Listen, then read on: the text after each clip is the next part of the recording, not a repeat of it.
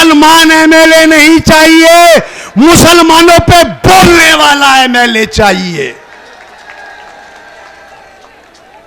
आजम खां जो 5 साल से अपनी सांसों की गिनती हवाला जेल के अंदर कर रहा है, कोई पुरसाने हाल नहीं।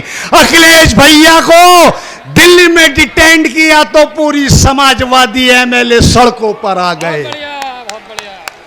यह है तुम्हारी हकीकत। अगर तुमने मजलिस के 10 से 20 जिता के भेज दिए 2027 के अंदर, तो यकीन मानना 20 सब पे भारी पड़ेंगे। उन्हें किसी भैया जी, किसी बहन जी की परमिशन की जरूरत नहीं होगी। और मेरे कायद का कहना है, मेरे प्रदेश अध्यक्ष का कहना है, जिंदा हो तो बोलो, हक के बातिल के खिलाफ बोलो, हक के लिए बोलो। अगर बोल सकते हो तो पार्टी में रहो, अगर बोल नहीं सकते तो सलाम वालेकुम। कहीं दीवार गिरती है, कहीं दर कांप जाता है। कहीं दीवार गिरती है, कहीं दर कांप जाता है। अली का नाम सुनकर अब भी खैबर कांप जाता है। और की मोहम्मद से वफा तूने तो हम तेरे हैं, की मोहम्मद से वफा तूने तो हम तेरे हैं। ये जहां चीज क्या है, लाहो कलम तेरे है। मेरे भाई, मेरे यहां बोलने से, आपके यहां सुनने से, उत्तर प्रदेश हो या हिंदुस्तान हो, तकदीरों के फैसले नहीं हुआ करते। तकदीरों के फैसले ऐवाने विधानसभा, ऐवाने पार्लियामेंट के अंदर होते हैं। आपने आज 70 साल से मुल्क आजाद होने के बाद हमारे बुजुर्गों ने कहा कि कांग्रेस तुम्हारी पार्टी है, तो हमने कांग्रेस की लब्बैक कही। हमारे बुजुर्गों ने कहा कि बहुजन समाज तुम्हारी पार्टी है, हमने बहुजन की तायीद करी। हमारे बुजुर्गों ने कहा कि समाजवादी तुम्हारी पार्टी है, हमने समाजवादी को वोट दिया। आज उत्तर प्रदेश के अंदर जो सरकार दोहरा रूप इख्तियार कर रही है, कहीं बिल्डोजर के जरिए मस्जिदों को शहीद किया जा रहा है, कहीं मदरसों को शहीद किया जा रहा है, कहीं मेरे बुजुर्ग अगर रेल के अंदर डाली रखकर सफर कर रहे हैं तो एक आतंकवादियों की भीड़ आती है और उन्हें लफ्ज़े मुसलमान, लफ्ज़े डाली पर मारा जाता है। न जाने तबरेज अंसारी जैसे न जाने कितने नौजवानों की मॉब लिंचिंग कर दी गई। सरकार खामोश देख रही है। क्यों देख रही है? कि तुमने अपनी पार्टी, अपना इत्तेहाद नहीं पैदा किया। आज इस उत्तर प्रदेश के अंदर 60 से 65 सीटें ऐसी हैं जहां जीत और हार के मुस्तकबिल का फैसला तुम करोगे। अगर तुम चाहो तो 11 बजे 60 से 65 विधायकों को जिताकर विधानसभा पहुंचा दोगे। लेकिन हमने, हमारे बुजुर्गों ने हमेशा समाजवादी को वोट दिया।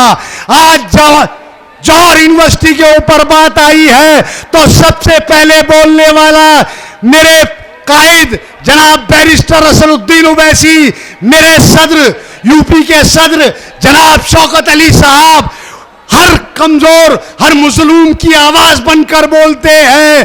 पार्लियामेंट से लेकर हिंदुस्तान की गलियों तक अगर कोई बात आपके साथ कोई जाती होती है, कमजोर के साथ कोई जाती होती है, तो आवाज़ ने पार्लियामेंट से लेकर हिंदुस्तान की गलियों तक सिर्फ एक ही आवाज बुलंद होती है जिसका नाम बैरिस्टर असदुद्दीन ओवैसी है। 137 एमएलए, 37 एमपी वो तुम्हारे नहीं है। बकौल शौकत अली साहब के मुसलमान एमएलए नहीं चाहिए, मुसलमानों पे बोलने वाला एमएलए चाहिए। आजम खां जो 5 साल से अपनी सांसों की गिनती हवाला जेल के अंदर कर रहा है, कोई पुरसाने हाल नहीं। अखिलेश भैया को दिल्ली में डिटेंड किया तो पूरी समाजवादी एमएलए सड़कों पर आ गए। यह है तुम्हारी हकीकत। अगर तुमने मजलिस के 10 से 20 जिता के भेज दिए 2027 के अंदर, तो यकीन मानना 20 सब पे भारी पड़ेंगे। उन्हें किसी भैया जी, किसी बहन जी की परमिशन की जरूरत नहीं होगी। और मेरे कायद का कहना है, मेरे प्रदेश अध्यक्ष का कहना है, जिंदा हो तो बोलो, हक के बातिल के खिलाफ बोलो, हक के लिए बोलो। अगर बोल सकते हो तो पार्टी में रहो, अगर बोल नहीं सकते तो सलाम वालेकुम। वक्त कम है और भी मुकर्रिर है, बस मैं आपसे यही अपील करने आया हूं, आने वाली 27 में मुरादाबाद की सारी सीटों पर तारीख लिख देना, बता देना कि हमारे बुजुर्ग, हमारा नौजवान खड़ा हो गया है। अगर तुम खड़े हो गए, खुदा की कसम दुनिया की कोई ताकत नहीं है, क्योंकि मौत, जिंदगी, रिस्क, इज्जत, जिल्लत सिर्फ मेरे रब के इख्तियार है।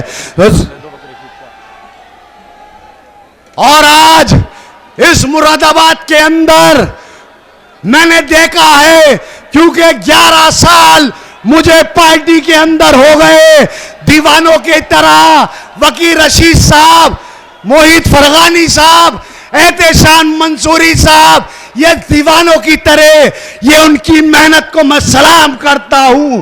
अगर आज ये महफिल सजी है तो इन लोगों की बहुत कोशिश और काविश रही है। तो मेरे भाई, मैं इस शेर के साथ अपनी बात को खत्म करूंगा। सितम करो कि अगर भीड़ है तो होने दे, सितम करो कि अगर भीड़ है तो होने दे। जो अहले हक है वो तादाद से नहीं डरते, और जिनके दिल में शरीयत का नूर होता है वो किसी शद्दाद और फिरौन से नहीं डरते। बहुत बढ़िया, बहुत खूब शोला बयां अंदाज में तकरीर कर रहे थे।